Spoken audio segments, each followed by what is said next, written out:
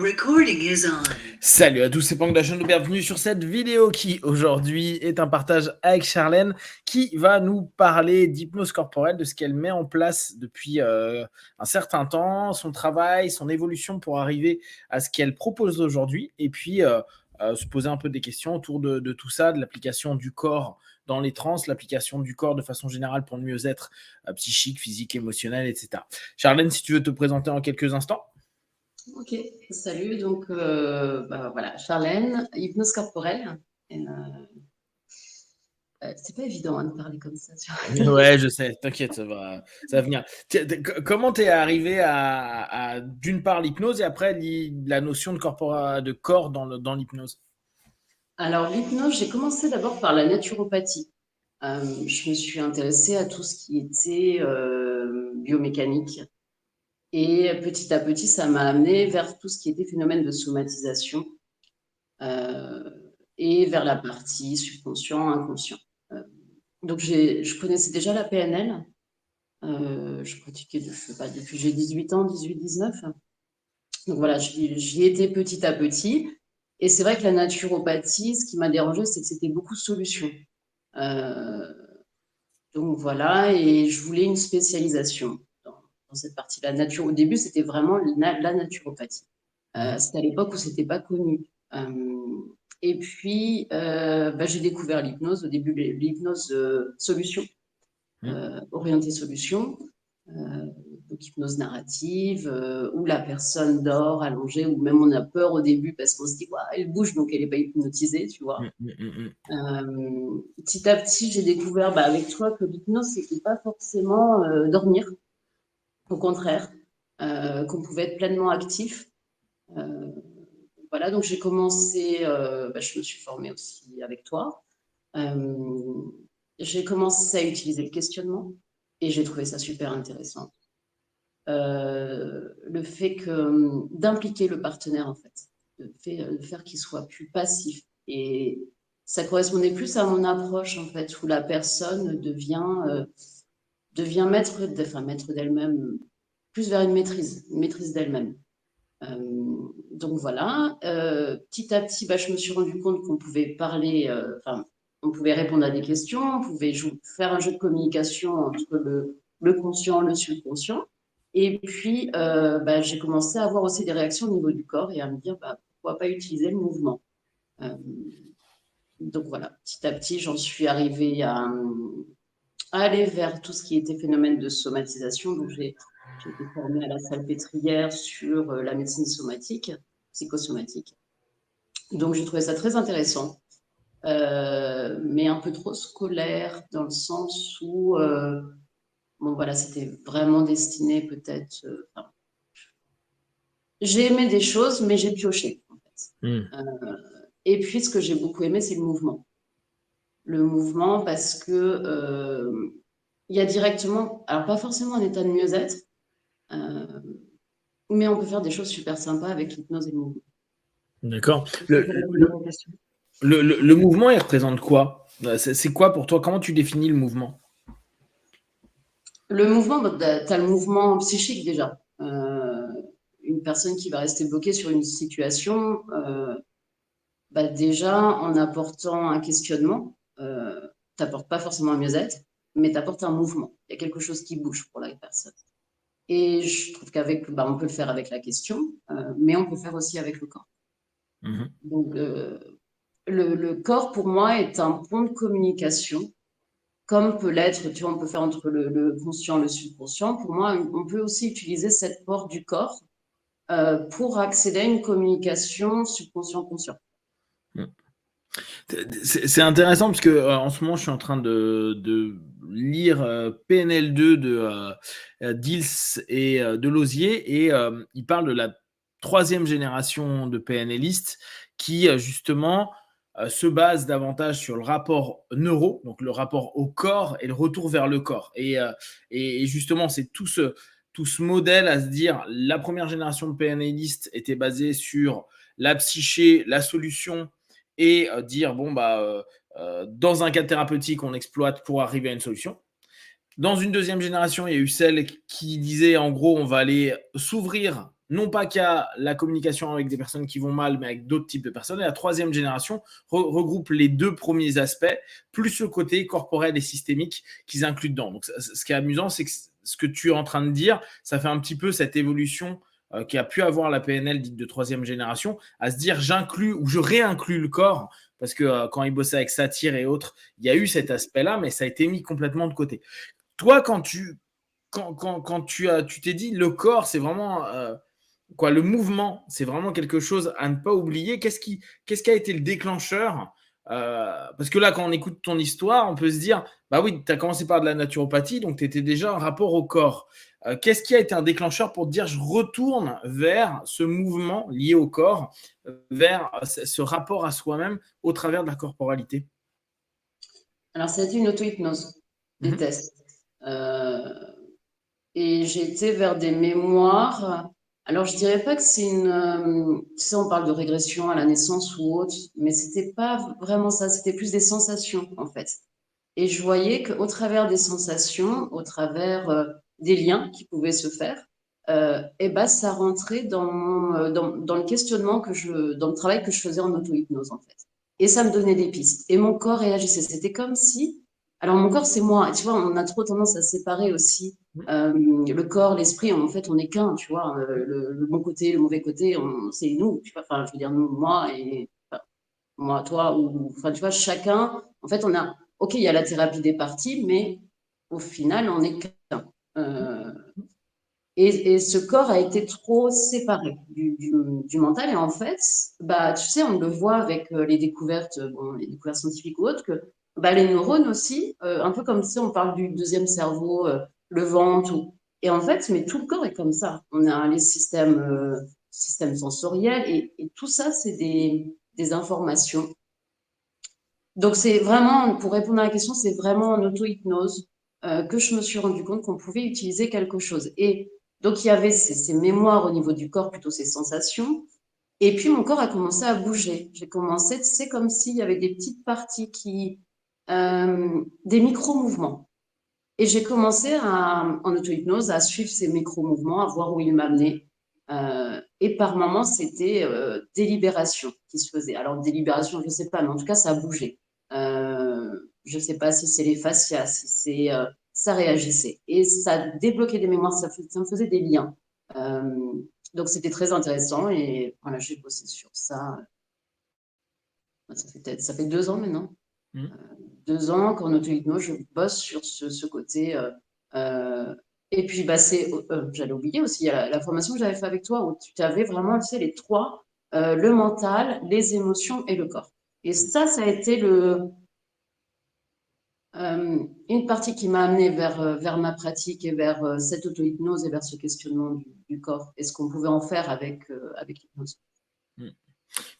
Comment toi, tu as accès actuellement ta pratique? Tu vas partir sur un travail de questionnement pour arriver vers un retour sensoriel ou tu vas partir d'un retour sensoriel pour aller vers un questionnement? Comment tu fais vivre une session, par exemple, d'hypnose corporelle à quelqu'un qui vient te voir?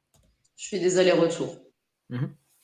Alors au début, j'étais partie dans une pratique 15 minutes mouvement, 15 minutes questionnement. Mhm. Mhm. Et puis je me suis rendu compte que dans le mouvement, bah, tout simplement, tu sais, en travaillant les fascias, les pieds, des choses comme ça, parce que je donne aussi des clés, des exercices de reprogrammation reprogrammation, j'aime pas ce mot, mais neuroposturale. Et ce qui est génial dans ça, c'est que tu as le retour directement. Ça, c'est cool. Et ben, il y a des déblocages qui peuvent se faire au niveau du corps, quand on travaille sur les réflexes archaïques, et il y a des émotions qui remontent. Et je me suis rendu compte que parfois, dans le mouvement, la personne avait, tu vois, les larmes qui montaient ou des choses qui ressortaient. Et j'ai commencé à questionner ça. Euh, donc voilà, j'ai questionné cette partie-là. Et du coup, j'ai allié les deux. Quelle fa- quelle présence du souffle tu mets dans le mouvement? Est-ce que c'est quelque chose que tu prends en compte parce que c'est un mouvement naturel? Est-ce que c'est quelque chose sur lequel tu t'es axé, par exemple, avec, tu vois, dans ce que tu me disais tout à l'heure sur le travail d'auto-hypnose et le travail de suivre les éléments, ça me fait rappeler tout le travail qu'on faisait avec dehors sur le rebirth et toute la suivi qu'on peut avoir au travers des mouvements corporels, mais qui commence par le souffle. Est-ce que toi, tu l'as inclus ou c'est un élément comme un autre dans le travail d'expression du corps? Les ritualiser. Mhm. C'est le début de ma session, ça commence par de la respiration. Alors, c'est de la respiration très simple que la personne peut reprendre chez elle tous les soirs avant de dormir, je ne sais pas, entre deux consultations. C'est la respiration du crocodile. Donc, je travaille sur l'amplitude de la cage thoracique parce que la cage thoracique, c'est intéressant. Il y a énormément aussi de capteurs sensoriels. Et ça joue beaucoup sur la posture. Parce que dès que tu ouvres au niveau du diaphragme, bah voilà, c'est des pubs qui s'enchaînent, enfin qui s'empilent. Donc déjà, on a une libération et on a je vais pas dire des mémoires, je sais pas si c'est des engrammes, j'ai pas le mot pour ça. Mais dans le diaphragme, enfin, dès qu'on travaille la respiration, il y a une décharge émotionnelle qui se fait déjà. Donc, dès le début, même pour le mieux-être de la personne, pour le mouvement et pour faire un sas entre dehors et enfin voilà, je ritualise. J'essaie de résumer. Mais respiration du crocodile, pose de l'enfant avec une contrainte au niveau de la cage thoracique. Voilà, ça commence par ça. D'accord. Dans ce rapport au corps, tu parlais de fascia tout à l'heure, est-ce que tu prends en compte un élément qui, moi, plus ça va, plus j'étudie et plus je me dis, moi-même je le dis depuis pas mal d'années, mais c'en est flippant, on n'est que chimie. Est-ce que tu prends en compte tout le principe hormonal ou justement, est-ce que les postures, comme on peut le voir parfois en yoga ou dans certaines notions Qigong, travail corporel de façon générale en mouvement, il y a cette idée à aller travailler sur les hormones, ou en tout cas, les hormones, c'est beaucoup dire, parce que est-ce qu'on va vraiment les impacter, mais en tout cas, prendre en compte dans la problématique psychique, parce que je pense qu'il y a énormément de choses psychiques qui sont des déséquilibres, qui sont liés complètement aux hormones, et on aura beau bosser d'un point de vue psychique, des recadrages, des trucs, des machins, quand le corps, il dit, bah non, en fait, c'est pas mon délire, ou je peux pas en ce moment, on pourra continuer, ça ne donnera pas beaucoup de feedback. Est-ce que ça, est-ce que tu l'as étudié? Est-ce que tu le prends en compte? Est-ce que tu l'as inclus? Comment tu perçois cette notion hormonale par rapport à ta pratique? Alors, je fais beaucoup étudier, mais je fais surtout pratiquer. Et j'ai appris en pratiquant sur moi. Euh, Bah, je sais, je vais pas dire que je sais travailler avec les hormones, non. Par contre, je sais qu'il faut les prendre en compte. Parce que c'est comme un bloc qu'on ne peut pas bouger, en fait. Du moins, ce que j'ai testé, je ne dis pas une vérité ou autre, c'est ce que j'ai pu constater, que c'est un bloc et il faut faire avec. J'aime pas le il faut, mais c'est un bloc, en auto-hypnose, ça a été vraiment ça, c'est, OK, là, tu fais avec ça, parce que ton corps, les hormones, c'est comme ça, et c'est comme si les hormones étaient plus fortes que la volonté, que tout ce qu'on voulait mettre en place. Je l'ai testé, parce que j'ai été enceinte, il y a eu la période, tu vois, le changement hormonal, tout ça, et j'ai pu tester justement que des fois, ok, tu es en train d'allaiter, tu veux être hyperactive et tout, et tu n'arrives pas à faire comme d'habitude, bah pourquoi, tu vois? Alors, je commençais tu vois, à tabasser enfin, tabasser, façon de parler, mais à essayer de contrer le subconscient, voir ce qu'il voulait dire, pourquoi ça bouge pas. Et en fait, c'était juste, voilà, la partie chimique, les hormones, c'était pas le moment parce que, tout simplement, les hormones aussi, ça agisse beaucoup au niveau des ligaments et puis qu'il y a certains exercices qui ne correspondaient pas. Donc, mon corps avait mis un système pour protéger aussi. Et puis, quand tu maternes un enfant, tu n'es pas fait pour être hyperactif. Tu es fait pour être calme, pour être douce. Voilà. On a cette part biochimie et animale à l'intérieur de nous. Enfin, pour moi, on est des animaux, tu vois, avec une conscience peut-être différente. Mais c'est à prendre en compte énormément. Et enfin, du moins, voilà, c'est peut-être se poser la question des fois pourquoi le corps a mis. Il est intelligent, le corps, enfin, on est intelligent, notre système, dans le sens où. Intelligent, je sais pas, mais en tout cas, il y a une organisation, un peu comme une organisation étatique, et puis des fois, si tu vas tout seul te battre contre le truc, ça marche pas vraiment, tu vois. Donc, c'est un peu le retour que j'ai eu en le testant. Dans le mouvement, comment tu le bosses? Tu vois, je me souviens que quand j'étais allé faire New Code en PNL, et c'est parce que je vois derrière toi des balles, je me souviens, ils avaient tout plein de jeux. Alors après, où ils voulaient constamment réinclure le mouvement dans le travail de la PNL pour mettre dans ce qu'ils appellent la troisième position, c'est-à-dire il y a nous qui sommes en train de nous voir, en train de jouer à faire les exercices tout bête, hein, parfois juste envoyer une balle contre le mur et voir ce qui va se passer tout en vivant et en ayant un objectif de session au départ. Toi, comment tu inscris ou comment tu entraînes ton partenaire dans cette démarche d'activité corporelle à un moment donné? Alors, j'ai commencé déjà à inclure le mouvement dans mon quotidien. Ça a commencé par enlever toutes les chaises. Donc, j'ai déménagé, donc ça tombait bien. Et je suis partie sur quelque chose où, très minimaliste. Tu vois, dans mon salon, j'ai juste une table. Tout le reste, c'est pour le mouvement.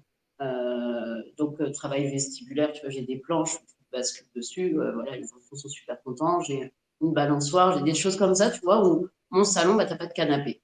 Déjà, je l'ai inclus dans ma vie, hein, moi, dans ma pratique. Maintenant, comment j'accompagne les gens par rapport à ça, les personnes qui viennent me consulter, c'est bah, je remonte un petit mouvement, tu vois, des petits, petit à petit, et puis on travaille au sol, pieds nus déjà, on enlève les chaussures.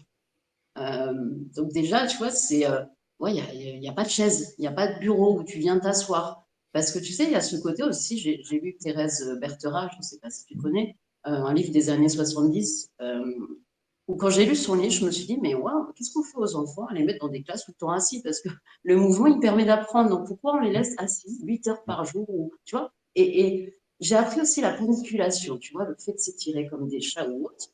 Bah, on fait naturellement ça en classe, tu vois, genre on s'étire, on baille. Bah, la maîtresse, elle va dire, ah non, quand même, c'est irrespectueux. Et en fait, ces mouvements-là permettent de mieux apprendre, tu vois. Euh, donc, c'est petit à petit, j'ai un peu zappé ce que je voulais dire, mais c'est déjà de rappeler que les positions naturelles sont au sol, déjà, à la base, enfin, quand on s'assoit. Et je vais utiliser, tu vois, là, je parle de ça me fait penser à tous les déplacements au sol qui sont super intéressants. Donc, tu vois, je vais montrer des choses comme ça. Et puis, la personne, au fur et à mesure qu'elle bouge, elle va dire, tu vois, elle va lâcher toute cette pression du quotidien qu'elle peut avoir, ne serait-ce qu'elle se met par rapport aux positions qu'elle va tenir dans la journée, de rester tout le temps assise. Donc, ça fait du bien, c'est tout. Et là, elle va commencer à parler un petit peu. Donc, on va questionner par rapport. Mais je reste toujours sur l'objectif aussi de la séance. Hmm. Donc, je cadre et puis en fonction de ça, voilà. Et en amenant le mouvement, je trouve qu'on gagne beaucoup de temps dans les séances. Tu vois, gagner du temps, je dirais pas ça, mais ça va plus vite. C'est pas ça, ça fait plus ping-pong en fait.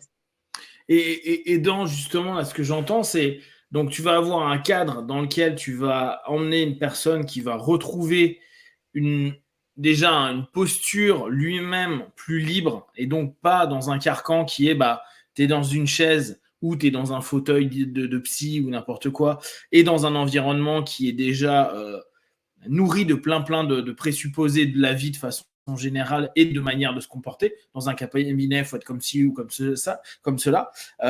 Cette notion de liberté dans le cadre, même si le cadre est hyper cadré paradoxalement, mais il va y avoir cette ambiance-là assez libre. Est-ce que tu as l'impression, par exemple, entre une première session où les personnes vont pas savoir trop comment se mettre au sol ou trop comment aborder la session, est-ce que sur X sessions, tu as l'impression qu'il y en a qui vont avoir leur coin, ils vont s'asseoir contre le mur d'une certaine manière, ou rester à genoux, ou se mettre en lotus, ou ainsi de suite, et où tu vois qu'en fonction du positionnement qu'ils prennent, tu sens déjà, ou eux-mêmes l'expriment plutôt que le sentir, purement concrètement, un changement, une modification de la perception du corps et de sa problématique dans l'espace.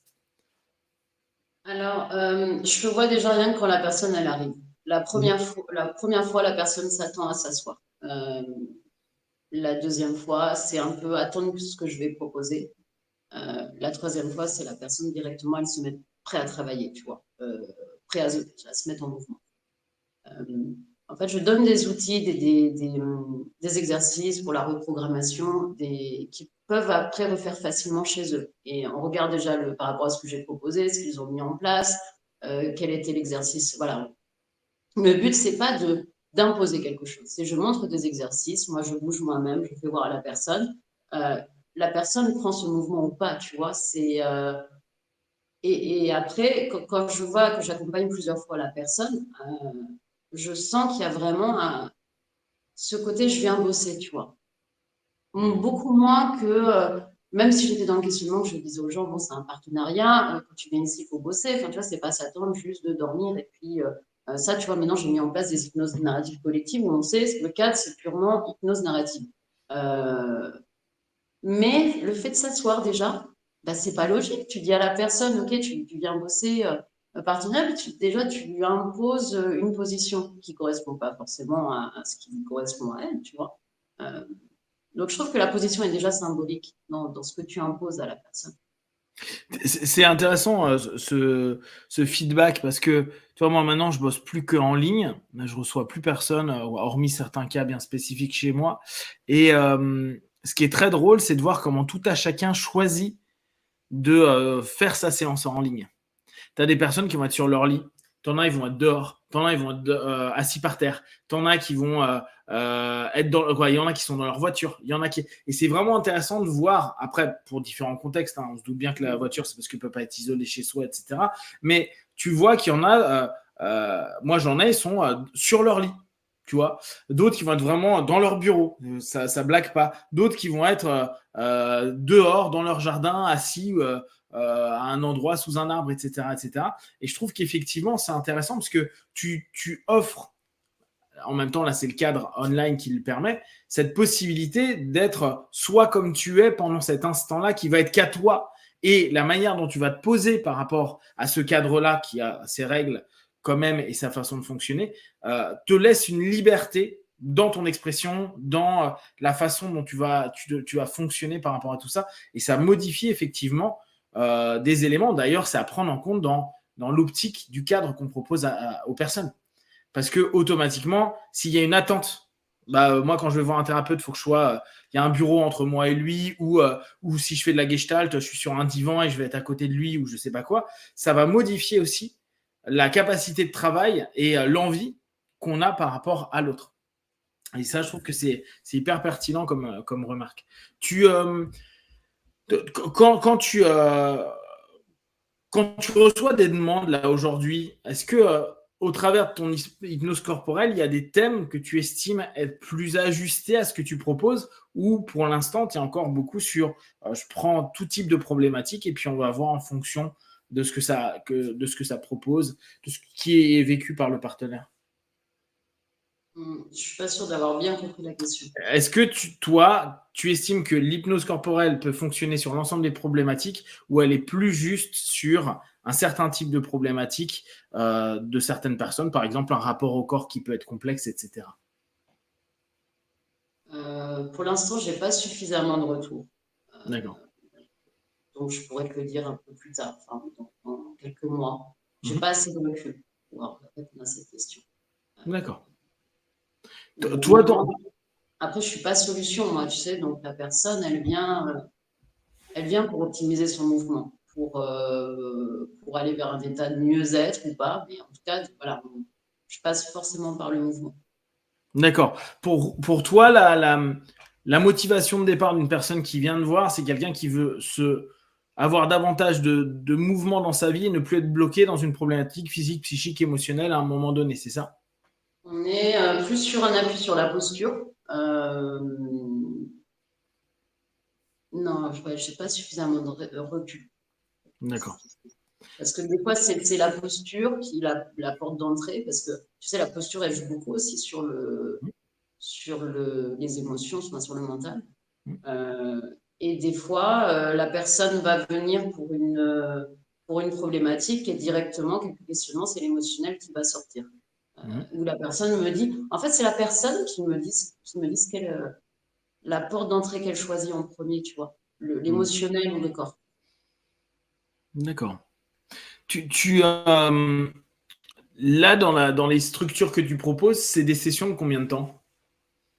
Alors, j'ai plusieurs formats. J'ai la session de 45 minutes Mhm. et j'ai la session de 30 minutes et axée vraiment que sur le mouvement. En fait, c'est l'accompagnement, tu sais, de reprogrammation neuroposturale. Faut que je trouve un autre mot que reprogrammation. Neuroposturale, où la personne vient, par exemple, une fois par semaine, 30 minutes pour bosser son système vestibulaire, des réflexes archaïques, des choses comme ça, où là, on va être sur une session de 30 minutes. D'accord. Et là, aujourd'hui, donc, tu reçois où? Donc là, je reçois dans un cabinet donc avec ma collègue qui est kinésithérapeute. Je travaille aussi là, je vais faire la première session ce soir. C'est une salle, une super salle où je vais pouvoir faire du mouvement dedans. Des hypnoses collectives aussi narratives. Là, c'est vraiment purement pour faire découvrir l'hypnose. Et voilà, donc j'ai un cabinet à Noirmoutier et je consulte aussi un peu en ligne. D'accord. Au niveau, là, justement, tu parlais de ta collègue qui est kiné. C'est quoi vos échanges qu'aujourd'hui tu as dans ton cheminement? Qu'est-ce que tu vois? Tu vois, moi, j'ai mis en place un truc que j'appelle hypnokinésis. Et justement, je parle pas mal avec mes potes kiné, ostéo ou autres, quoi, toutes les personnes qui ont un rapport au corps pour exploiter la transe qu'ils exploitent eux pendant le travail de kiné, d'ostéo ou de chiro, etc. Toi, quel est le lien, le rapport que tu as avec par exemple, à ta collègue en kiné, est-ce que tu t'en rencontres beaucoup? Est-ce qu'il y a beaucoup d'échanges à ce niveau-là? Qu'est-ce que tu vois comme points communs et comme points qui ne le sont pas? Ce qui est intéressant, c'est que moi, je vois que j'ai certaines limites. Dès que ça touche douleur, problématique ou autre, je lui envoie.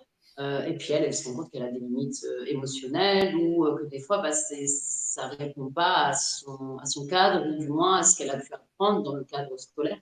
Et du coup, c'est intéressant parce que par exemple, sur la problématique de l'épaule, euh, voilà, alors je ne dis pas que j'ai des solutions, mais la posturologie offre des trucs et surtout la neuroposturologie offre des trucs sympas pour le travail sur l'épaule, sur le bas du bassin, sur la lombalgie, des choses comme ça. Ce qui est bien, c'est que le fait qu'elle soit kiné, la personne qui vient me voir est cadrée de façon, tu sais, purement. Elle est, je veux dire, sa problématique est traitée avec un professionnel qui est spécialisé justement dans la partie solution, accompagnement par rapport à la douleur. Ce qui, moi, me laisse aussi plus de liberté dans cet accompagnement parce que la personne va respecter ses limites. Je ne vais jamais au-delà de la douleur. Dès qu'il y a une douleur, c'est plus mon cadre finalement. Enfin, dès qu'il y a une douleur sur le mouvement, c'est plus mon cadre. Donc, il y a un échange comme ça qui se fait assez sympa. Et voilà, elle aime bien là. Je travaille aussi un peu avec les ostéopathes et les retours sont bien. Il y a une synergie sympa entre ces différentes. La remarque que tu fais est intéressante. Moi, je sais que des copains et des copines kinés, c'est ce qu'ils me disent quand ils commencent à s'intéresser aussi à la psycho, à l'hypnose et à différentes techniques. Le cadre est complexe parce que eux, comme tu dis, ils sont là pour gérer souvent une douleur, un problème de mouvement, de retrouver du mouvement, une rééducation, etc., etc. Sauf que assez rapidement, ils se rendent compte qu'il y en a, c'est aussi associé, c'est pas que, mais aussi associé à une problématique psychique.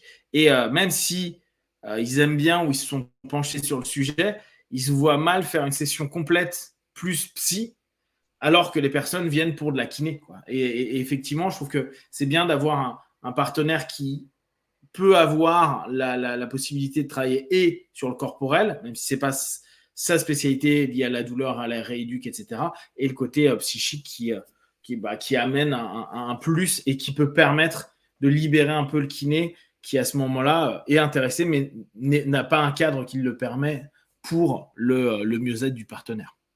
Il y a le cadre, il y a le timing en 30 minutes. Ouais, bien sûr. Qu'est-ce que tu voudrais rajouter? Est-ce que tu as un site web? Est-ce que tu as un mail, un numéro de téléphone où on peut te joindre pour prendre rendez-vous? Donc, du côté de Noirmoutier en présentiel. Et sinon, quelques sessions online. Alors, après, je ne sais pas quels sont tes critères. Est-ce que tu as un site ou est-ce que tu as un endroit où on peut te. C'est un site internet qui est en cours de construction. Pour l'instant, c'est une page d'accueil. D'accord. Donc, c'est www.hypnosecorporelle.com. Okay. Alors, il n'est pas super bien référencé comme c'est vraiment un site provisoire. Et sinon, directement, donc je prends les consultations aussi par téléphone. Donc, Okay. je ne sais pas si je peux donner mon téléphone. Moi, je le prendrai, tu me le donneras et je le mettrai en description. Comme ça, les gens ils pourront sans problème t'appeler directement. Et Ça sinon, sera par email, voilà. Ok. Bah nickel. Ce qui peut être sympa, c'est d'ici quelques mois, on se refait un petit rendez-vous et tu nous fais un peu les feedbacks sur les éléments peut-être où tu vas avoir précisé certains éléments de ta pratique. Et ça peut être sympa de voir l'évolution de ce que tu vas modifier, faire évoluer, transformer pour que ça réponde encore mieux à ce que toi, tu veux proposer aux partenaires. Si ça te dit, on se fera ça. D'accord ? Super. Ok, et bien sûr, si vous avez des questions, je vous mettrai son adresse mail, mais là, bon, c'est assez facile à souvenir, hypnosecorporate.com, son numéro de téléphone, et puis, comme d'habitude, n'hésitez pas à partager les infos ou à poser des questions, et je vous dis à très vite. Puis ouais, ciao, ciao. Merci.